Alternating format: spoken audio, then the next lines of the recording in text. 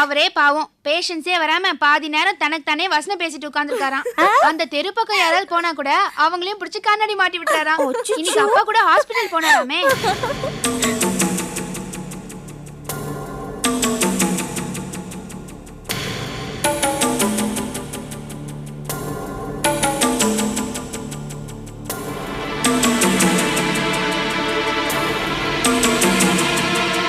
அப்பாவா? ஆமா, அப்பாக்கு கூட அவர் கண்ணாடி மாட்டி விட ட்ரை பண்ணாருன்னா பாத்துக்கோயேன். அப்படி என்னாச்சு? அப்பா உஷாராச்சே, தப்பிச்சிட்டாரு. ஏய் விஜய் பாத்து, நாளைக்கு டாக்டர் உனக்கே கண்ணாடி மாட்டி விட்டு சம்பளத்துல கழிச்சிட்டேன்னு சொல்ல போறாரு. அதெல்லாம் ஒண்ணும் இல்ல. நீங்க சம்மந்தம் இல்லாம கேள்வி கேக்குறீங்க. டாக்டர் எனக்கு சம்பளம் தருவாரு. நான் கண்ணாடி எல்லாம் போட மாட்டேன். என்ன திடீர்னு இப்படி உளர ஆரம்பிச்சிட்ட?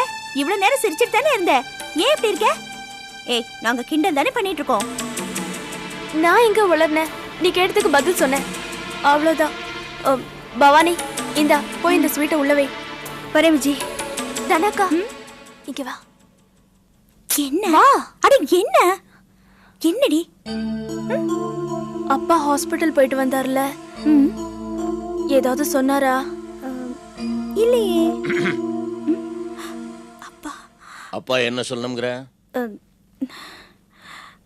நீ போய் காஃபி எடுத்துட்டு வா, தலைவலியா இருக்கு. சரிப்பா.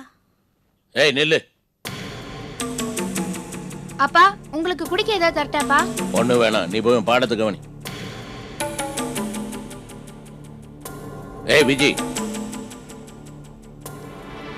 நீ இனிமே வேலைக்கு போவான. அப்பா? ஆமா, உன்னை பாக்குறதுக்கு நான் இன்னைக்கு கண்ணாஸ்பத்திரி போயிருந்தேன்.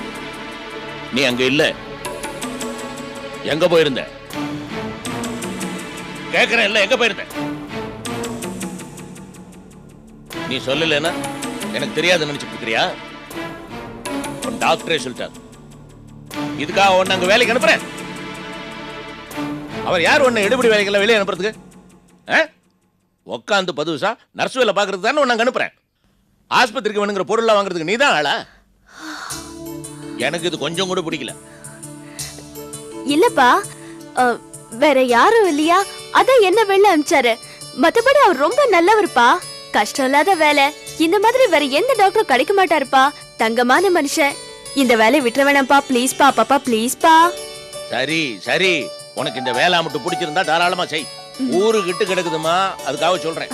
இது பாரு, உன்னை அடிக்கடி இந்த மாதிரி வெளியே அனுப்பிச்சாருனா மாட்டேன்னு சொல்லிடு. இந்த மாதிரி பட்டுன்னு சொல்லாத, மரியாதையா சொல்லு. புரிஞ்சுதா? சரிப்பா. உன் நல்லதுக்கு தான் சொல்றேன். பவானி, அப்பாக்கு ஸ்வீட் கொண்டுட்டு வா.